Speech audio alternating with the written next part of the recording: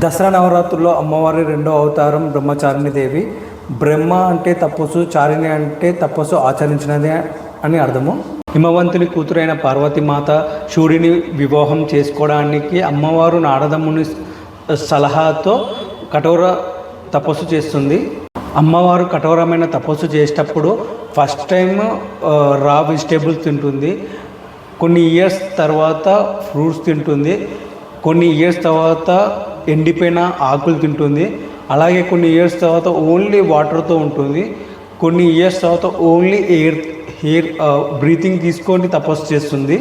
So అమ్మవారి తపస్సు చూసి అందరు షాక్ అవుతారు. అయితే అందరు దేవుళ్ళు ఇంప్రెస్ కూడా అవుతారు. సో బ్రహ్మదేవుడు చాలా ఇంప్రెస్ అయ్యి అమ్మవారి దగ్గరికి వచ్చేసి అమ్మవారి కోరిక నెరవేరాలని చెప్పి ఆశీర్వదిస్తాడు. తపస్సు వదిలేయమని కూడా చెప్తాడు.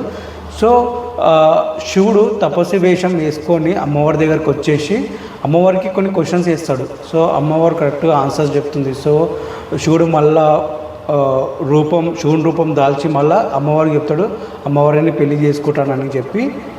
అమ్మవారు కొన్ని వేల సంవత్సరాలు తపస్సు చేసి అమ్మవారు మొత్తం కృషించిపోతుంది. సో అమ్మవారు తల్లి మీనాదేవి. సో మీనాదేవి ఏమంటుందో ఓ మా బిడ్డ వద్దు వద్దు అంటుంది. అంటే ఓ మా బిడ్డ అంటే ఓ మా అంటే ఉమా. అమ్మవారి పేరు ఉమాదేవి అని కూడా అంటారు. అమ్మవారు బ్రహ్మచారి రూపంలో వైట్ శారీలో తపస్సు చేస్తుంది. సో అమ్మవారి రైట్ హ్యాండ్లో జపమాల, లెఫ్ట్ హ్యాండ్లో కలశం ఉంటుంది.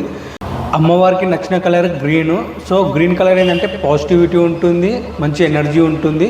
సో ఏదైనా కొత్త కార్యాలు చేసేటప్పుడు కూడా న్యూ బిగినింగ్స్ ఏమైనా ఉంటే కూడా గ్రీన్ అనేది ఒక ప్రశాంతంగా ఉంటుంది. సో అమ్మవారికి ఇష్టమైన ఫుడ్ వచ్చేసి షుగర్తో చేసిన ఫుడ్ అయితే అమ్మవారికి ఇష్టము.